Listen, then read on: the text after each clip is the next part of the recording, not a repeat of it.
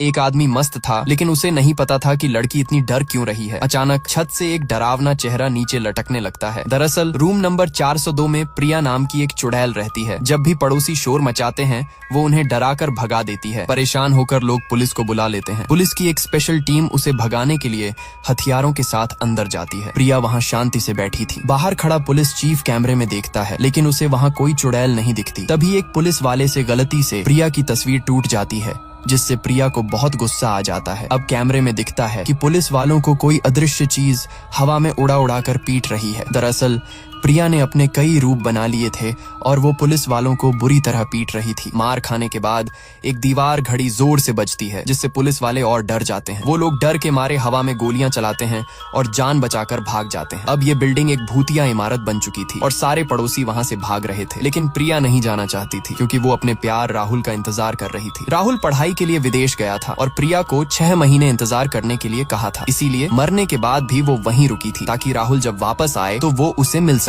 ये खबर एक तांत्रिक तक पहुंचती है। वो रूम नंबर 402 में आता है और मंत्र पढ़ने के बाद उसे बाथरूम में प्रिया की लाश मिलती है। तांत्रिक और उसका साथी लाश को कपड़े में लपेटकर एक मम्मी बना देते हैं और उसके सिर पर एक ताबीज चिपका देते हैं, ताकि वो जिंदा ना हो सके। लेकिन प्रिया नहीं जाना चाहती। वो फूंक मारकर ताबीज को उड़ा देती है और उसकी लाश झटके से उठकर बैठ जाती है। तांत्रिक फिर से उस पर ताबीज लगाता है, लेकिन इस बार प्रिया गुस्से में उनके सामने आ जाती है। वो घर के सारे सामान को हवा में उड़ा देती है और तांत्रिक और उसके साथी पर फेंक देती है। दूसरी तरफ राहुल प्लेन से वापस अपने देश आ रहा था। आखिरकार दोनों प्यार करने वाले एक दूसरे से मिल जाते हैं। राहुल को पता चलता है कि प्रिया की मौत कैसे हुई थी। जिस दिन राहुल उसे प्रपोज करने वाला था, उसी दिन प्रिया का सौतेला पिता प्रॉपर्टी हड़पने आया था। दोनों के बीच हाथापाई हुई और प्रिया ने उसे सीढ़ियों से नीचे धक्का दे दिया। लेकिन इसी बीच एक नुकीली पेंसिल प्रिया की गर्दन में लग गई। उसी वक्त राहुल बाहर दरवाजा पीट रहा था, लेकिन खून बहने के कारण प्रिया आवाज नहीं दे पाई और वहीं तड़प कर उसकी मौत हो गई। राहुल को बहुत पछतावा होता है कि उसने दरवाजा तोड़कर उसे क्यों नहीं बचाया। लेकिन अब दोनों हमेशा के लिए मिल चुके थे, क्योंकि राहुल की भी विदेश में एक हादसे में मौत हो चुकी थी। उसकी आत्मा सिर्फ अपनी प्रिया को ढूंढने के लिए वापस आई थी। जब तांत्रिक को उनकी दर्द भरी कहानी पता चलती है,